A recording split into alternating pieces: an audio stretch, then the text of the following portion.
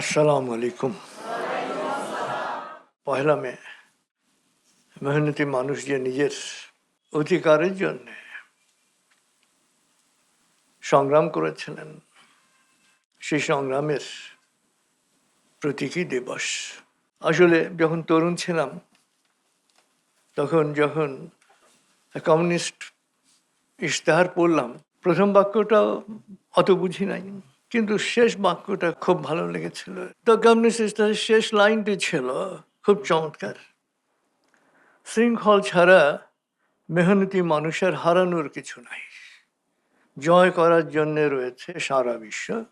তারপরে শেষ হচ্ছে দুনিয়ার মজুর এক হও। তো আসলে দুনিয়া নিয়ে যে চিন্তা করতে পারে ইউরোপের কেউ, কারণ ব্রিটিশরা মনে করে যে ফরাসিরা হচ্ছে অসভ্য, ব্রিটিশদের মনে করে যে এরা আনকালচার্ড। এই জন্য কোনো ফরাসি ইংরেজি ভাষায় কথাও বলে না।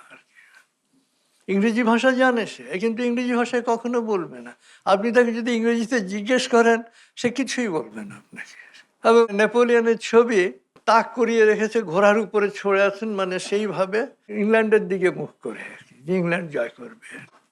জার্মানরা ব্রিটিশদের মানুষ মনে করে না, এবং ব্রিটিশরাও জার্মানদেরকে মানুষ মনে করে না।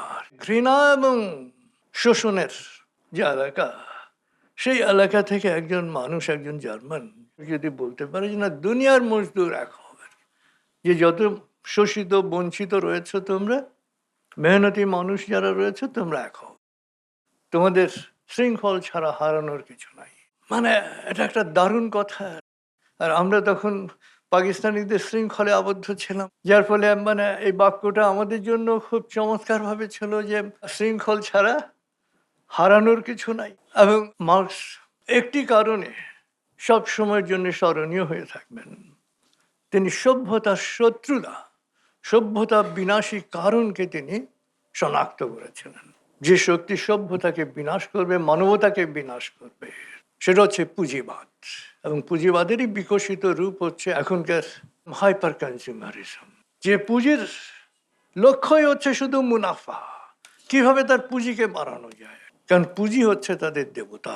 আসলে একজন মানুষ ছোটবেলায় যদি তার মধ্যে ভালো চিন্তা ঢোকে, যেরকম বারাক ওবামা আমেরিকার প্রেসিডেন্ট হয়েছেন, ছোটবেলায় তার মাথায় চিন্তা ঢুকেছে যে তিনি আমেরিকার প্রেসিডেন্ট হবেন। ওই ছোটবেলাটা খুব ইম্পর্টেন্ট, যে কারণে আমি তরুণীদের খুব বেশি পছন্দ করি।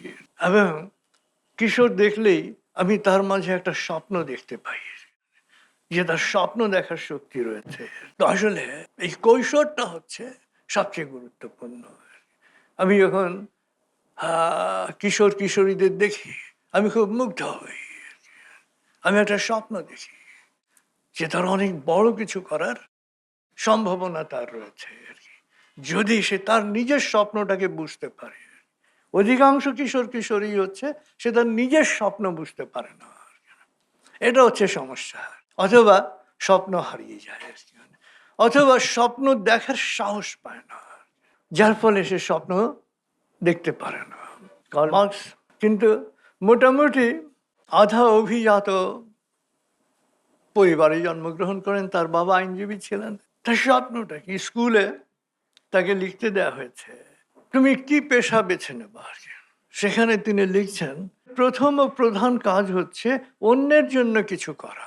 আসলে মার্কসের সারা জীবনই এই অন্যের জন্য কিছু করা, এই জন্যে নিবেদিত ছিল।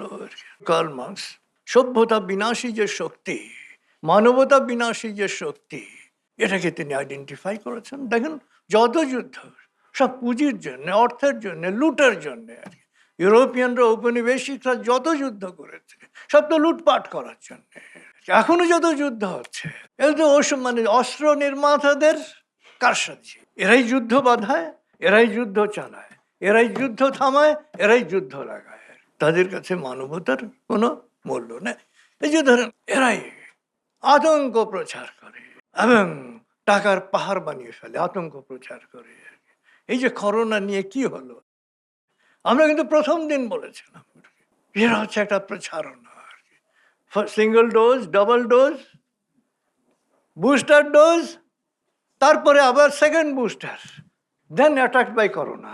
কারণ টিকা আগে থেকেই তৈরি করে রেখেছিল। এবং টিকার কি অবস্থা? দুরারোগ্য ব্যাধি আক্রান্ত হচ্ছে, এটার পার্শ্ব প্রতিক্রিয়া হিসেবে কিছু মানুষ, তারা নিজেরাই এখন স্বীকার করছে।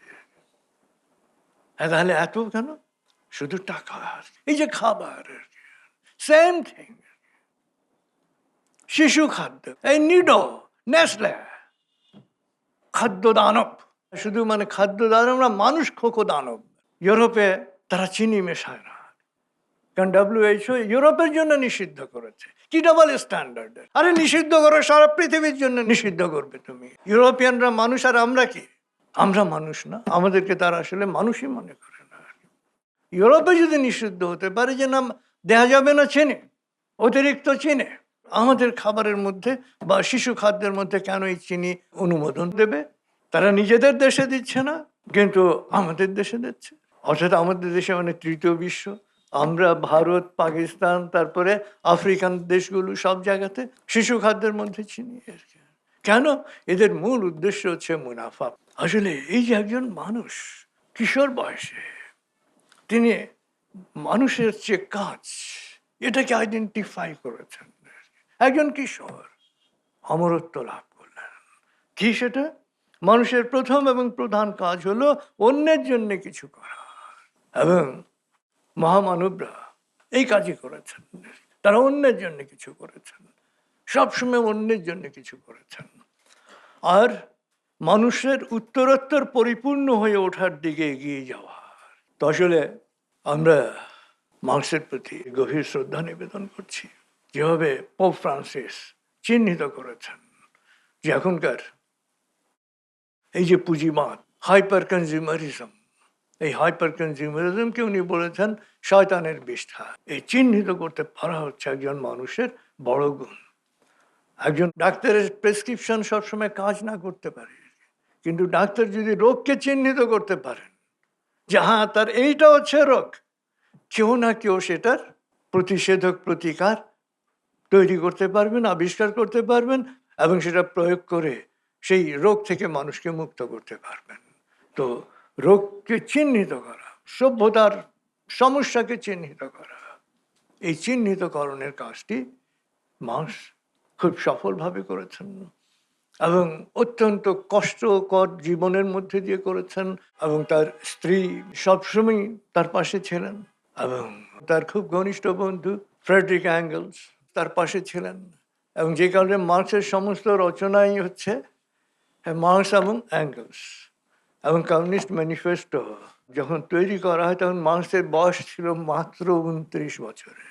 অর্থাৎ একজন মানুষের স্বপ্ন কতটা প্রবল হলে যে এরকম ম্যানিফেস্টো ইশতেহার লিখতে পারেন, এটা বোঝা যায়।